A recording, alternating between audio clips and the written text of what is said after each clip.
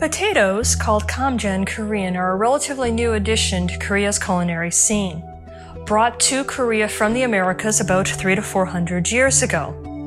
Nowadays, the primary region in South Korea where potatoes are grown is in Gangwon province. The reason that most of the potatoes in Korea are grown in Gangwon province is that the cool climate and the mountainous terrain are relatively inhospitable for rice cultivation, so they simply substituted the rice for the potatoes, and the potatoes have thrived there ever since. Koreans don't need any kind of special occasion to enjoy potato pancakes. However, potato pancakes, which are called latkes in Yiddish or German, are a common component of the Jewish holiday of Hanukkah. The Jewish festival of Hanukkah is an 8-day celebration which starts on the 25th day of the 9th month of the Hebrew calendar. Hanukkah is the commemoration of the rededication of the Second Temple, which occurred at the end of the Maccabean Revolt in the 2nd century BCE. Now, the Maccabean Revolt was started by a man named Matthias Maccabee, who, along with his sons, gathered a force to go to battle against the Syrian tyrant Antiochus IV. Antiochus IV's main desire as the ruler of the Syrian Empire, which included the land of Israel at the time, was to make sure that all of his people, from sea to shining sea, so to speak, were fully assimilated into Greek culture. He demanded by force of law that the Jewish people revoke and renounce their uniquely Hebrew language, culture, and law, and assimilate themselves completely and thoroughly into Greek culture. They refused, and so they went to war against Antiochus and his men to prevent the forced assimilation of their people. And as a consequence of this war, many people died, including women and young children who were martyred to fight against the forced assimilation of their people. And so this holiday of Hanukkah celebrates their victory against this tyrant who would have forcibly assimilated them into Greek culture.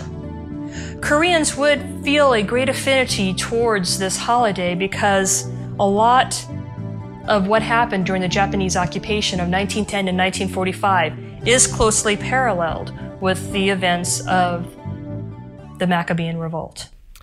2 pounds of potatoes, peeled and roughly grated. 1/2 large onion, peeled and finely grated. 1 garlic clove, finely minced. 1½ tablespoons of corn flour.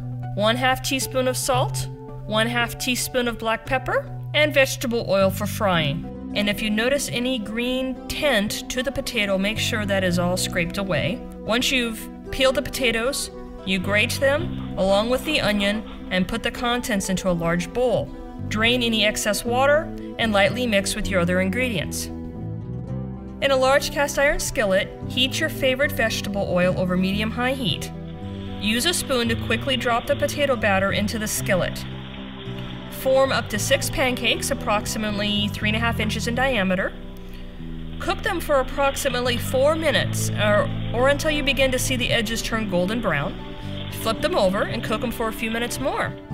Then transfer the cooked kamja jeon to a tray and repeat the process until all the batter is cooked.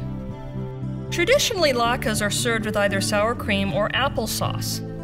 However, they also taste really good dipped in soy sauce. If either of these options bore you, here are a couple Korean-style alternatives. The first option is simple and quick if you have dakgalbi sauce already prepared in advance. Simply combine a 1/2 cup sour cream with 1 tablespoon or more of dakgalbi sauce, throw in a pinch of salt and pepper, and mix to combine. This second option takes a little more work, but your family and guests will appreciate the effort. I call this gingered Korean pear sauce. Here are the ingredients. 1 Korean pear, peeled and finely grated. 1 tablespoon of butter, melted. 1 teaspoon grated ginger. 1/2 cup of water with 1 teaspoon of either lemon zest or orange zest. 1 tablespoon lemon juice, and 2 tablespoons of brown sugar. Mix to combine. If you have any pear sauce left over after your guests have gone home, you can use it on either pancakes, French toast, or ice cream.